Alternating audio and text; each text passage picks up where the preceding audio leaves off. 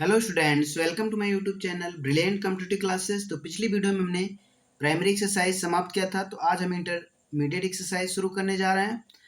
तो जहां पर ज़रूरत पड़ेगी इन प्रश्नों को हल करने के लिए हम शॉर्ट ट्रिक का यूज़ करेंगे।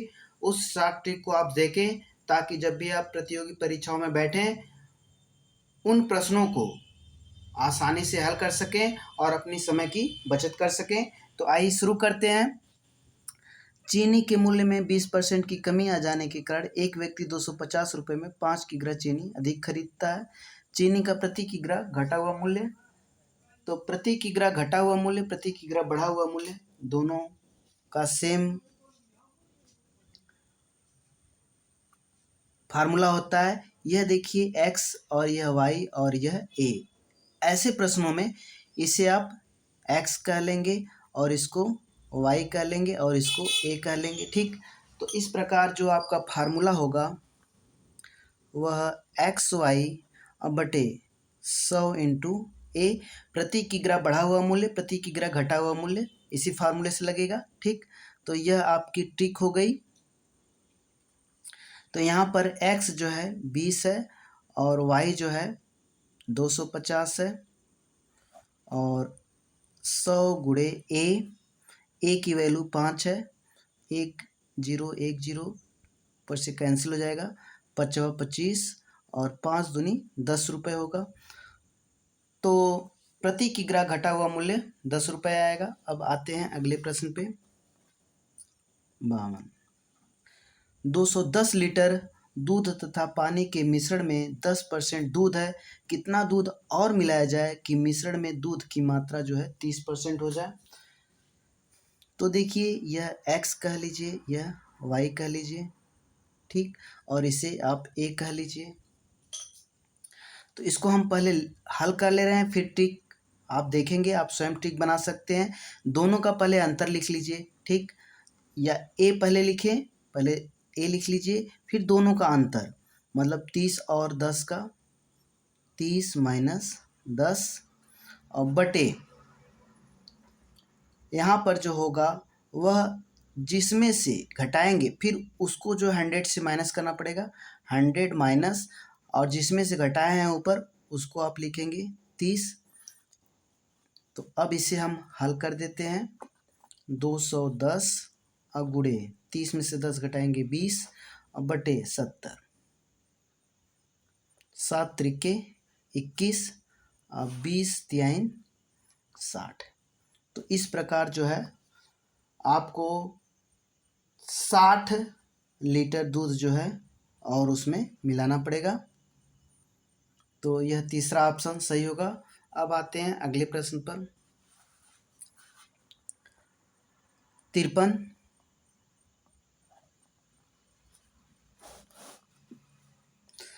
510 लीटर नमक तथा पानी के मिश्रण में 40% पानी है। कितना पानी मिश्रण से वाष्प द्वारा उड़ा दिया जाए कि मिश्रण में पानी 15% रह जाए। तो यह उसी का उल्टा है।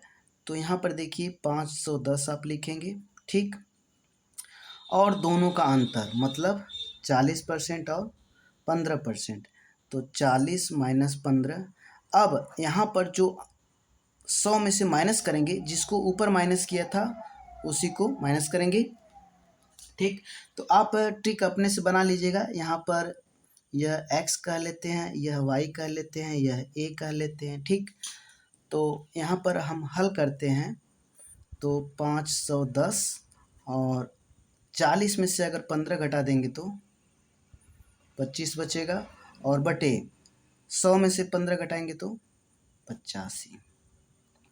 17 से काट दीजिए, 17 पचे 85, 17 तियाँ 51 और 5 पचवा 25 और 5 तिहाई 15, 150 लीटर जो है पानी वाष्प बन के उड़ाना पड़ेगा। तब जो है मिश्रण में 15% रह जाएगा, ठीक।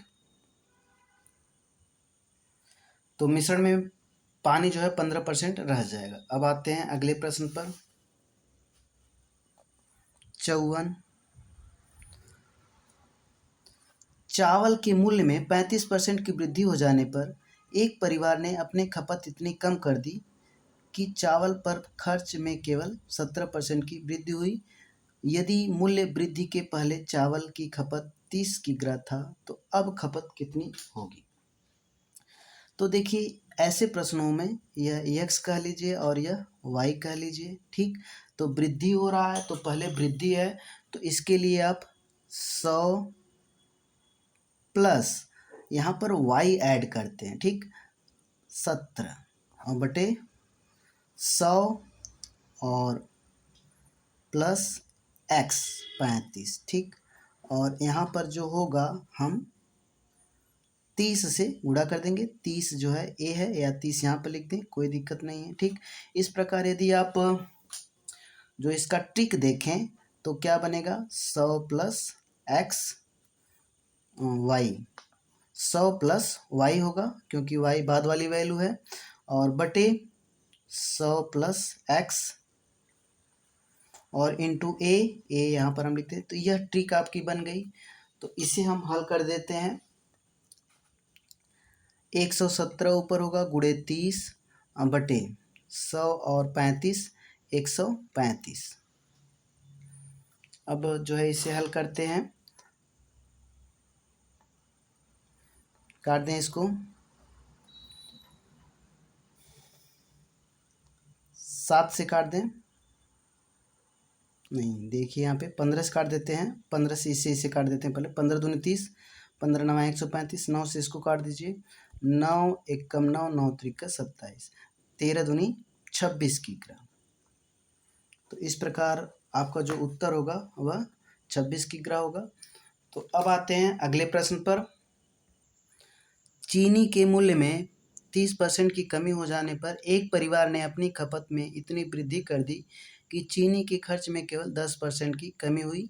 यदि मूल्य की कमी से पहले चीनी की खपत 14 किग्रा थी तो अब खपत कितनी है।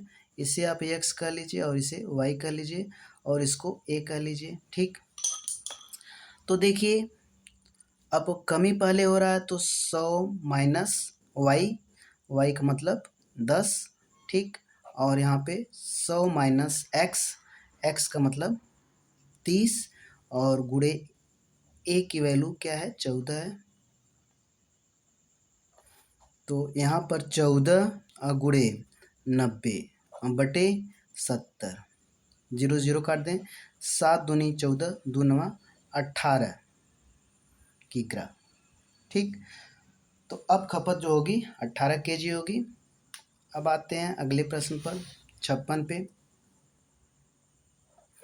एक चुनाव में 2 उम्मीदवार थे। एक उम्मीदवार ने कुल मतों का 43% मत प्राप्त किया तथा वह 336 मत से हार गया। डाले गए कुल मतों की संख्या ज्ञात करें। तो यहाँ पर देखिए मैं ट्रिक आप अपने से बना सकते हैं। x जो है यहाँ पर लिख लीजिएगा, x यहाँ पर, ठीक, और यहाँ पर y लिख दीजिएगा। आप ट्रिक अपने से बना सकते हैं, या समझ में आ गया तो अच्छी बात है, ठीक। अब देखिए 56 वाले में एक चुनाव में 2 उम्मीदवार थे। एक उम्मीदवार ने कुल मतों का 43% मत प्राप्त किया तथा वह 336 मतों से हार गया। डाले गए कुल मतों की संख्या ज्ञात कीजिए। 2 उम्मीदवार थे और एक उम्मीदवार ने 43% वोट पाया और वह हार गया। तो 43% जो पाया है, जो जीता होगा, वह कितना पाया होगा 100% में से आप माइनस कर दीजिए कि टोटल 100% वोट पड़ा होगा। 2 ही उम्मीदवार थे तो जो जीता है वह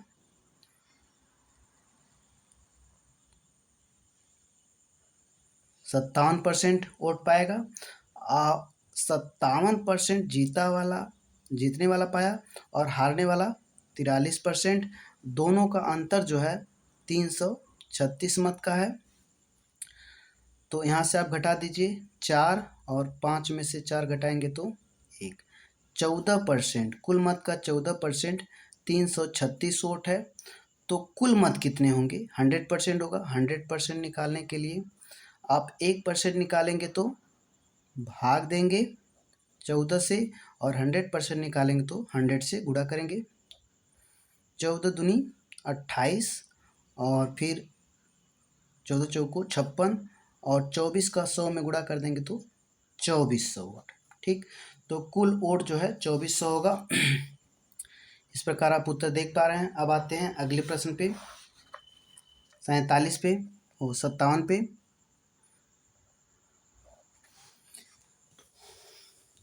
एक चुनाव में 2 उम्मीदवार थे, इसमें कुल मतदाताओं में से 5% अपने मत का प्रयोग नहीं किया।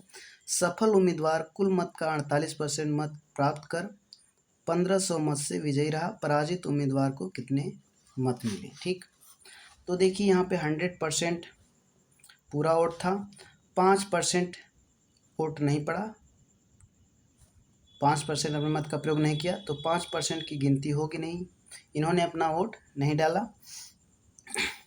जो जीत रहा है वो कुल मत का 48% वोट पाया, तो कुल तो 100% है, उसका 48% 48% ही होगा, तो इसमें 48% जीता हुआ उम्मीदवार पाया। तो हारा हुआ उम्मीदवार कितना पाया? तो इसमें से आप देखिए, जब 5% वोट नहीं पड़ा तो 95% वोट पड़ा। ठीक, इसमें से या 100% का 48% जीतने वाला पाया, तो हारने वाला जो कितना पाएगा? हारने वाला जो होगा 47% पाएगा। ठीक, तभी जो है 47% ये हारने वाला पाया। ठीक, और ये जीतने वाला पाया, और इतने परसेंट वोट पड़े ही नहीं। ठीक, तो इन दोनों का अंतर जो है 1500 का है, तो 48% माइनस 47% इक्वल टू 1500। ठीक, तो 1% इक्वल टू 1500 हो गया। अगर 1% 1500 है तो 100% जान ही रहे हैं, 100 गुना हो जाएगा इसका, तो 100 से आप गुणा कर दीजिए, 2 जीरो बढ़े।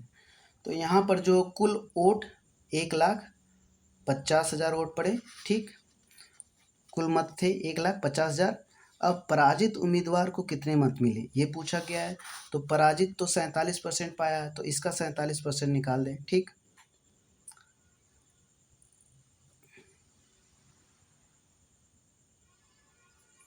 इसका 47% 47/100 कर दें। ठीक, और 15 छक्का 90, 15 सत्ते 105, और 15 चौको 60, और 10 70, और 2 जीरो बढ़ा दें। ठीक, तो 70,500 वोट जो है हारने वाला उम्मीदवार पाया। अब आते हैं अगले प्रश्न पे। यहाँ पर देखिए, एक चुनाव में 2 उम्मीदवार थे, इस चुनाव में मतदाता सूची के कुल 10% मतों का प्रयोग नहीं किया गया तथा 60% मतों को अवैध घोषित कर दिया गया। सफल उम्मीदवार मतदाता सूची के कुल मत का 47% मत प्राप्त करके 308 मतों से जीत गया। तो देखिए, पहले हम 100% वोट मान लेते हैं, 58 है, 100% वोट टोटल हैं। 10% वोट पड़ा नहीं, तो 10% नहीं पड़ा, तो 90% वोट जो है पड़ा है। जो सफल उम्मीदवार है मतदाता सूची के कुल मत का 47% मत प्राप्त किया। मतदाता सूची में 100% वोट है, तो इसका 47% वोट पाया, तो 47% ठीक वोट पाया जीतने वाला। ठीक, और हारने वाला जो वोट पाएगा, तो यहाँ पर जीतने वाला उम्मीदवार जो है मतदाता सूची में 100% थे, तो वह इसका जो है 47% वोट पाया। लेकिन हारने वाला कितना परसेंट पाया? तो हारने वाला आप 90 में से इसको माइनस करेंगे 47% को, तो हारने वाला जो होगा वह 43% वोट पाएगा, और दोनों का अंतर जो है वो कितना है? 308 है। लेकिन एक चीज़ और ध्यान देना है, ये 60 मत को अवैध घोषित कर दिया गया है। हम आगे घटा नहीं सकते थे क्योंकि परसेंट था, तो यहाँ पर मत है 60% मत अवैध घोषित किया गया। 60 मत जो है अवैध घोषित किया गया, तो इस मत को नहीं गिना जाएगा, तो यहाँ से माइनस करेंगे। ठीक, तो यहाँ पर कितना हो जाएगा? 8, और 10 में से 6 घटाएंगे तो 4 बचेगा, और 248, ठीक। तो 47% और 43% का जो अंतर होगा 4% होगा। तो 4% वोट जो है 248, तो 100% पूछा गया है सफल उम्मीदवार को कितने मत मिले। तो 4% आप जान पा रहे हैं 248, तो 1% निकाल दीजिए। 248/4, 1% निकल गया। अब 47% हमें निकालना है, तो 47 से आप गुणा कर दीजिए। यह जीतने वाला पाया, सफल उम्मीदवार पाया, ठीक ना। जीतने वाला कैंडिडेट 47% वोट पाया, तो यही पूछा गया है। तो यहाँ पर 1% निकला हुआ है, 4 छक्का 24, 4 दूनी 8, और जीतने वाला पाया 47%। तो 1% इतना है, 47%, 47 से गुणा कर दीजिए, ठीक। अब 47 और 62 का गुणा करने पर जो आएगा वह जीतने वाला कैंडिडेट उतना मत पाएगा। 2 सत्ते 14, 2 चौको 8, 1 9, 6 सत्ते 42, 6 चौको 24 और 4 28, ठीक। अब यहाँ पे 4 9 2 11 और 8 1 9 और 2, 2914 वोट पाया, ठीक। तो इस प्रकार 2914, ये चौथा ऑप्शन सही होगा। अब आते हैं अगले प्रश्न पे।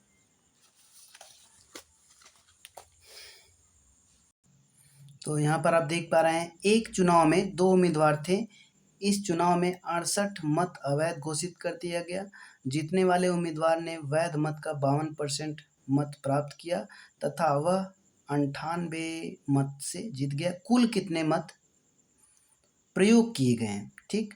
यहाँ पर जो ऑप्शन है, उत्तर जो है इसका कुल कितने मत डाले गए हैं, ठीक ना। इसका उत्तर दिया गया है, हम तो दोनों उत्तर निकाल देते हैं, ठीक ना। तो देखिए यहाँ पर मान लीजिए कि 100% वोट जो है पड़ा, ये 68 अवैध था। कुल वोट इतने पड़े, ठीक ना, मतलब 100% और 68, ठीक। कुल यह कुल वोट हैं, ठीक ना, कुल वोट, ठीक। जो भी 100% आएगा उसमें आप 68 जोड़ेंगे तो कुल मत, कुल वोट मालूम हो जाएगा, ठीक। तो यहाँ से 100% जो वोट पड़े हैं उसमें जीत हार का फैसला हुआ है, और 68 वोट अवैध थे उनको भी गिनती करना पड़ेगा। अगर हमें कुल कितने मत प्रयोग किए गए, कुल कितने मत थे यह निकालना है, तो इसको भी हमें ऐड करना पड़ेगा, ठीक। तो देखिए यहाँ पर अगर इतने मत वोट पड़े और 68 क्या थे, अवैध थे, तो इससे जीत हार का फैसला हुआ है। तो 52% मत प्राप्त करके एक कैंडिडेट जीता, तो 52% यह पाया, तो 48% जो हारा होगा वह पाएगा, ठीक। और दोनों का अंतर कितना है, 98। और यहाँ पे 4% दिया गया है, आ जाएगा कितना, 98, ठीक। और 1%, 4 दूनी 8, 4 से भाग दे दें, 4 दूनी 8 और 4 चौको 16, 4 पचे 20। 100% निकालना है, 100% निकालना है वोट, तो 100 से आप मल्टीप्लाई कर दें 24.5 में, ठीक। तो कुल मिला के 2450 वोट, ठीक। कुल मत हैं यह, कुल वोट, कुल मत पड़े, कुल मत पड़े, ठीक। और अब जो है इतने वोट पड़े जिससे हार जीत का फैसला हुआ, लेकिन कुल कितने मत थे, 68 और जोड़ना पड़ेगा, कुल मतों की संख्या, कुल मतों की संख्या, ठीक।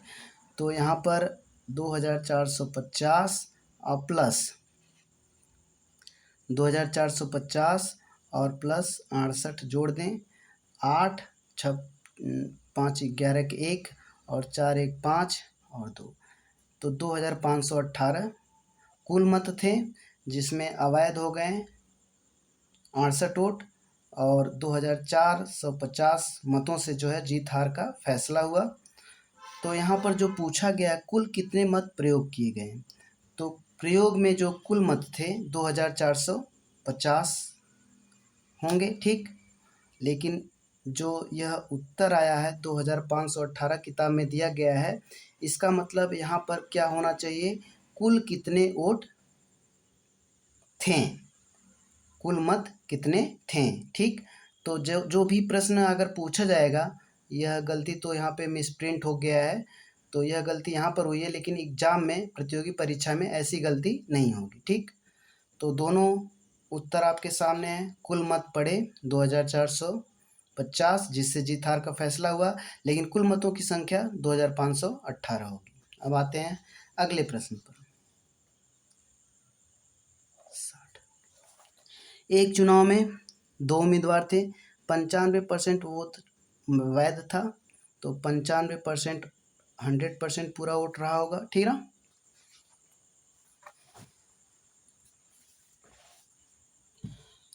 अगर 95% वैध हो गया तो 5% यहाँ पर अवैध है, ये दिया गया है।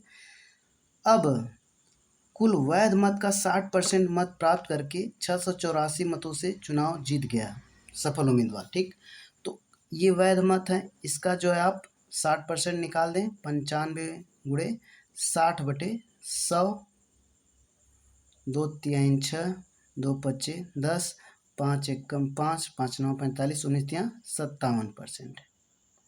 57% वोट जो है यह जीतने वाला कैंडिडेट पाया, लेकिन हारने वाला जो है 95% का 40% पाएगा। अगर 95% वोट से जीत हार का फैसला हुआ, क्योंकि 5% क्या हो गया, अवैध था, इसकी गिनती होगी नहीं, तो 95% का जो है 60% वोट जीतने वाला पाया, अर्थात 57% वोट पाया, और हारने वाला 95% का 40% पाएगा। जो 40% आप निकाल दीजिए, और 5 दूनी 10, 5 एकम 5, 5 9 45, और 2 दूनी 4, 19 दूनी 38, तो 38% वोट हारने वाला कैंडिडेट पाया। इस प्रकार दोनों का अंतर जो है 57% और 38% का जो अंतर दिया गया है 684 वोट। ठीक, अब यहाँ पे घटा दीजिए, 17 में से 4 घटाएंगे 9, और 4 में 3 घटाएंगे 19%। अगर पूरे वोट का 684 है, तो अवैध मतों की संख्या पूछी गई है। ठीक ना, तो अवैध मत तो 5% थे, तो यहाँ पे 1% आप जब निकालेंगे, 684 684 में 19 से भाग देंगे, 1% हुआ। 5% अवैध थे, अवैध मत यहाँ पे निकल जाएगा। 5 से यदि हम गुणा कर दे तो 19 तिया 57, और 8 3 11, 114 हो गया, तो 19 छक्का 114, और 5 छक्का 30, 5 3 15, 16 17 18, 180 वोट जो है अवैध थे। अब आते हैं अगले प्रश्न पर। एक छात्र को परीक्षा में उत्तीर्ण होने के लिए 40% अंक लाने थे, उसने 178 अंक लाया तथा 22 अंकों से अनुत्तीर्ण घोषित कर दिया गया।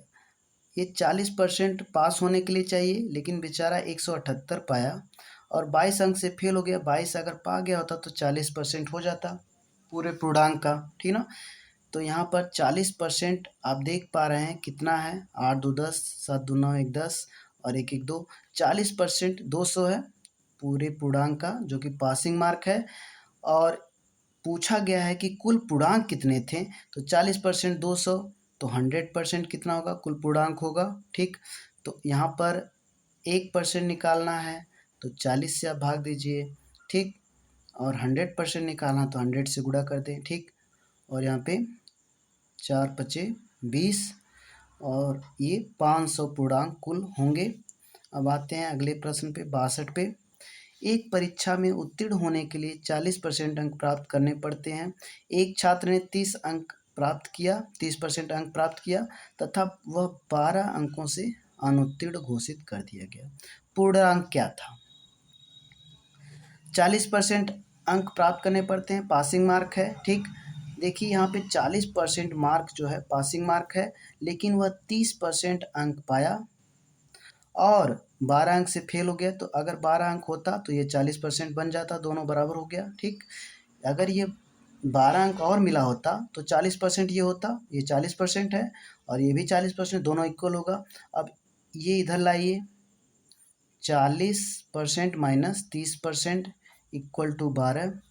10% पूरे पूर्णांक का 10% यदि 12 है तो पूछा गया है पूरा पूर्णांक कितना होगा, ये 62 वाला है प्रश्न। तो पूरा पूर्णांक कितना होगा, 10% 12 है तो 100% पूरा पूर्णांक होगा, तो पूरा पूर्णांक जो होगा 120 हो जाएगा। ठीक, तो इस प्रकार जो उत्तर होगा वह 120 होगा 62 का। ठीक, अब आते हैं अगले प्रश्न पर। 63 वाला प्रश्न देख रहे हैं। एक परीक्षार्थी ने 30% अंक प्राप्त किया तथा वह 108 अंकों से अनुत्तीर्ण रहा। 30% पा के वह जो है फेल हो गया 108 अंक से। और दूसरा परीक्षार्थी जो है 52% अंक प्राप्त किया, जो उत्तीर्ण होने के लिए आवश्यक अंकों से 24 अंक अधिक था। ठीक ना, अगर ये देखिए 30% है और 108 अंक और पा जाता तो यह पासिंग मार्क पा जाता। ये पासिंग मार्क है, पीएम हमने लिख दिया पासिंग मार्क। ठीक, और एक लड़का जो दूसरा विद्यार्थी है 42 अंक प्राप्त किया, 42% अंक प्राप्त किया तथा वह उत्तीर्ण होने के लिए न्यूनतम अंकों से 24 अंक अधिक प्राप्त किया। ठीक, तो अगर 42% में से हम 24 घटा देते हैं तब भी यह पासिंग मार्क होगा, मिनिमम पासिंग मार्क होगा, न्यूनतम पासिंग मार्क, उत्तीर्ण होने के लिए न्यूनतम पासिंग मार्क होगा यह। अब इसे हम हल कर देते हैं। 42, देखिए 30 इधर लेके जाएंगे, 42% में से 30 माइनस होगा 30%। ठीक, तो यहाँ पर कितना आ जाएगा 12%।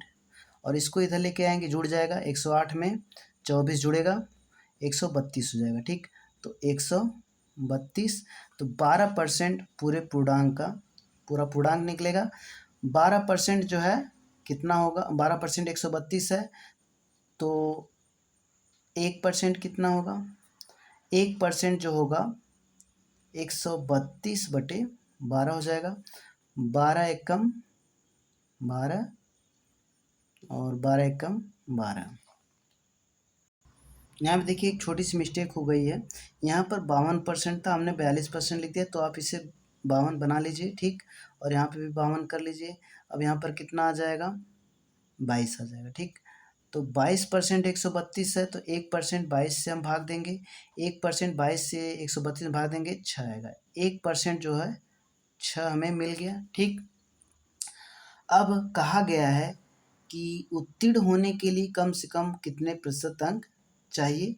उत्तीर्ण होने के लिए हमें देखिए यही अंक चाहिए, चाहे ये ले लीजिए चाहे ये ले लीजिए। ठीक, तो हम ये ले लेते हैं।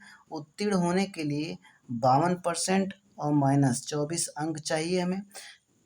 1% 6 है तो 24 नंबर कितना परसेंट होगा, 4% होगा। देखिए 1% अगर 6 है तो 24 नंबर जो होगा, या 6 नंबर 1% कहलाता है तो 24 नंबर 4% कहलाएगा। ठीक, और यह 52% है। ये पासिंग मार्क है जो कि न्यूनतम अंक है पासिंग मार्क का। ठीक, और वो भी परसेंट में, तो 52 में से अगर 4 हम घटा देंगे तो 48% पासिंग मार्क होगा कम से कम। ठीक, तो यहाँ पर जो है 48% इसका सही आंसर होगा, जो कि चौथा है। अब आते हैं अगले प्रश्न पे। तो 64 वाला प्रश्न देखिए, एकदम हूबहू 63 वाला है यह प्रश्न, उसी तरह का है। एक परीक्षा में एक विद्यार्थी 30% अंक प्राप्त किए तथा 60 अंकों से अनुत्तीर्ण रहा, फेल रहा। यदि वह 30% और 60 अंक पाता तो पास हो जाता, यह पासिंग मार्क है। ठीक ना, पीएम। ठीक, और फिर कहा गया है कि एक दूसरे विद्यार्थी ने 42% अंक प्राप्त किया तथा उत्तीर्ण होने के लिए न्यूनतम अंकों से 24 अंक अधिक पाया था, तो यह भी पासिंग मार्क है। 42% में से आप घटा दीजिए। ठीक, 42% में से 24 घटा दें, यह भी पासिंग मार्क है, दोनों बराबर होगा। ठीक, और यहाँ पे 30 इधर जाएगा तो 12% हो जाएगा, और यहाँ पर ये आ जाएगा तो 60 + 24 हो जाएगा, 12% कह लें तो 60 और 24 84। ठीक, 1% 7 नंबर होगा, 7 मार्क्स। ठीक, अब देखिए पूछा क्या गया है, उत्तीर्ण होने का न्यूनतम अंक क्या था। तो उत्तीर्ण होने के लिए न्यूनतम अंक चाहे इसमें रख दें चाहे इसमें रख दें, 1% 7 होगा, तो 30 उत्तीर्ण होने के लिए न्यूनतम अंक। देखिए 30% और प्लस 60 है, तो 1% 7 है, तो 30% 7 त्रिक 21 210 और प्लस 60 नंबर जोड़ देंगे तो आ जाएगा कितना, 270 अंक उत्तीर्ण होने के लिए ज़रूरी है। ठीक, तो यहाँ पे 270 दिया गया है। अब आते हैं 65वें पे। एक परीक्षा में 36% विद्यार्थी हिंदी में तथा 47% अंग्रेजी में अनुत्तीर्ण रहे। यदि दोनों विषयों में 22% विद्यार्थी अनुत्तीर्ण रहे तो दोनों विषयों में उत्तीर्ण होने वाले विद्यार्थियों का प्रतिशत क्या है। देखिए हिंदी में 36% फेल हैं और अंग्रेजी में 47%, ठीक ना, और दोनों में जो है 22% फेल हैं, तो रियल में कितना परसेंट फेल होंगे इसको निकालने के लिए हम इन दोनों नंबर को जोड़ देते हैं और इसे घटा देते हैं। वास्तव में कितने प्रतिशत विद्यार्थी फेल हैं, इसके लिए आप क्या करेंगे, 36 और प्लस 47% में से माइनस कर देंगे 22%। ठीक, कुल मिला के परसेंट ही आएगा। तो यह क्या आएगा, रियल में वास्तव में कितने विद्यार्थी अनुत्तीर्ण हैं, यह आता है। ठीक, कितने परसेंट विद्यार्थी अनुत्तीर्ण हैं, तो 6 7 13 और 3 4 7 और 1 8 माइनस 22, 3 में से 2 घटाएंगे 1 और 8 में से 2 घटाएंगे 6, 61% विद्यार्थी अनुत्तीर्ण थे उस परीक्षा में। दोनों विषय में उत्तीर्ण होने वाले विद्यार्थियों का प्रतिशत क्या होगा।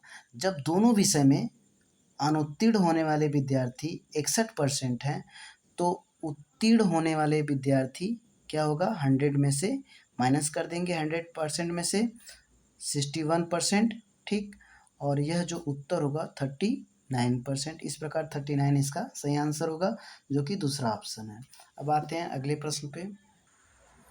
एक परीक्षा में 58% छात्रा अंग्रेजी में, 37% गणित में तथा 19% दोनों विषय में अनुत्तीर्ण रहे। तो देखिए ये अनुत्तीर्ण है, ये भी अनुत्तीर्ण है, ये अंग्रेजी में अनुत्तीर्ण है, ये गणित में अनुत्तीर्ण है। ठीक, और दोनों विषय में अनुत्तीर्ण इतने लोग हैं, ठीक 19%। तो वास्तव में अनुत्तीर्ण विद्यार्थी, ठीक, ये वास्तव में अनुत्तीर्ण विद्यार्थी का प्रतिशत। ठीक, तो हम दोनों को जोड़ देते हैं और 19 माइनस कर देते हैं, यही रूल है। 58 और प्लस 37 और माइनस 19, 8 7 15, 5 3 8 1 9 और माइनस 19। यह वास्तव में अनुत्तीर्ण इतने परसेंट विद्यार्थी होंगे। ठीक, 15 में से 9 घटाएंगे 6, 8 में से 1 घटाएंगे 7। ठीक, तो 76% विद्यार्थी। तो देखिए 76% अनुत्तीर्ण विद्यार्थियों का प्रतिशत आ गया। ठीक, अब आते हैं 67 वाले प्रश्न पे। किसी परीक्षा में 42% अभ्यर्थी हिंदी में फेल हुए और 52% अंग्रेजी में फेल हुए, 17% अभ्यर्थी दोनों विषयों में फेल हुए। ठीक, तो हम पहले फेल परसेंट निकाल देते हैं, वास्तव में कितने परसेंट फेल हुए। पहले 42 धन 52 और माइनस 17%, यह जो है फेल का परसेंट आया, कितने प्रतिशत लोग फेल हुए। ठीक, तो यहाँ पर 2 2 4 और 4 और 5 9, ठीक, माइनस 17 और 14 में से 7 घटाएं 7, 8 में से घटाएंगे 7 हुआ। ठीक, तो 77% विद्यार्थी फेल हो गए। अब कहा गया है कि 69 अभ्यर्थी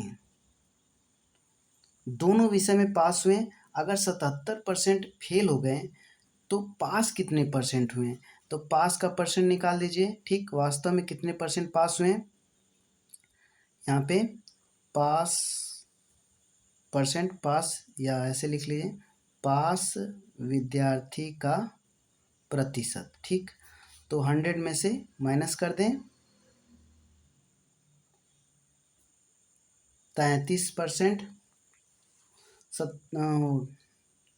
23%, कितना 23% पास हुए, और 23% विद्यार्थी जो है 69 अभ्यर्थी हैं, तो 23% जो है 69 के बराबर है। तो कुल अभ्यर्थियों की संख्या क्या होगी, परीक्षा में सम्मिलित हुए अभ्यर्थियों की संख्या 23% अगर 69 है तो 1% कितना हो जाएगा, या 100% डायरेक्ट निकाल दें। ठीक, 1% 69/23 गुणे 100, 1% ही हुआ, गुणे 100 से गुणा करेंगे 100%, ये 3 हो गया, और 300 विद्यार्थी पूरे थे उस परीक्षा में शामिल हुए, तो ऑप्शन फर्स्ट। ठीक, अब आते हैं अगले प्रश्न पे 68 पे।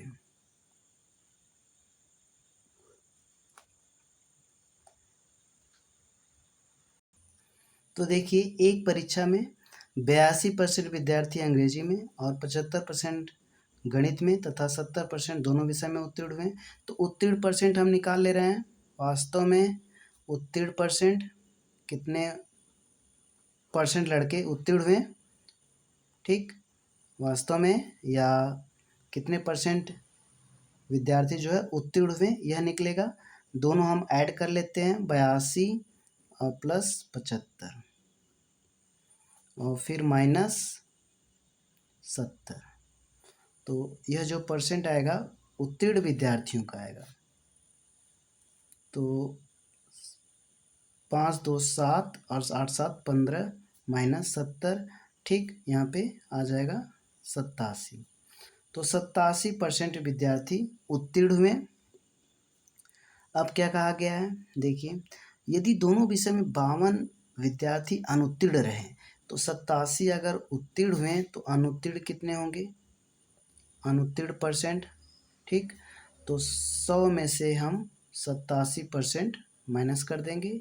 ठीक, तो आ जाएगा 13%। ठीक, तो 13% जो है किसके बराबर है, 52 के बराबर है। 13% 52 हुआ, 1% कितना हो जाएगा, 52/13। ठीक, देखिए क्या पूछा क्या गया है, तो यहाँ पर पूछा गया है कुल विद्यार्थियों की संख्या कितनी है, तो 100% पूछा गया है, तो 1% 4 हुआ, तो 100%। ठीक, 100% 4 गुणे 100, अर्थात कुल विद्यार्थी 400 होंगे। ठीक, तो यहाँ पर देखिए 400 ऑप्शन में आया हुआ। अब आते हैं 69 वाले पे।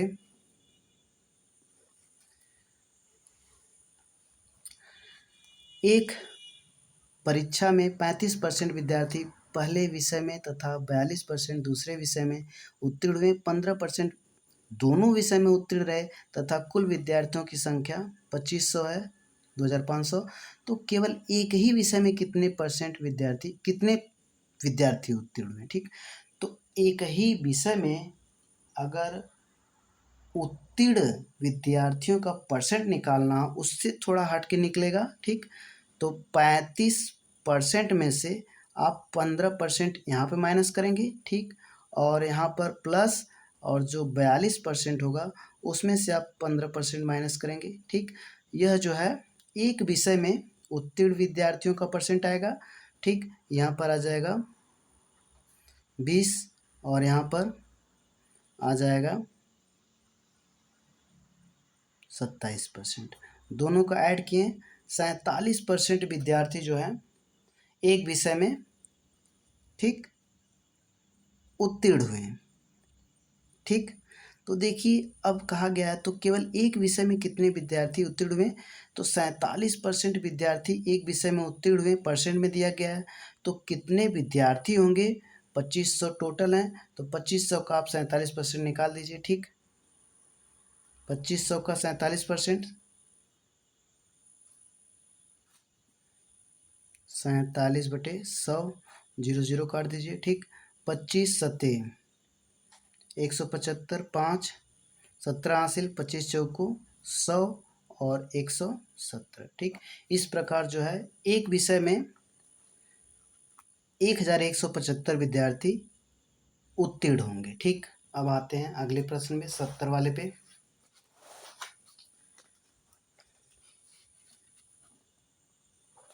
यदि किसी परीक्षा में 15% परीक्षार्थी प्रथम श्रेणी में, 20% द्वितीय और 35% तृतीय श्रेणी में उत्तीर्ण हुए, तो परीक्षा में बैठने वाले कुल परीक्षार्थियों की संख्या क्या होगी? यदि 120 परीक्षार्थी अनुत्तीर्ण हुए, देखिए पास चाहे फर्स्ट डिवीजन से हो, चाहे सेकंड से, चाहे थर्ड से, पास तो पास, तो पास का परसेंट निकाल लेते हैं। तो देखिए 15, 20, 35 और 35, 35, 70% विद्यार्थी पास हुए। पास होने वाले विद्यार्थियों का जो परसेंट है, पास परसेंट, ठीक, 70%।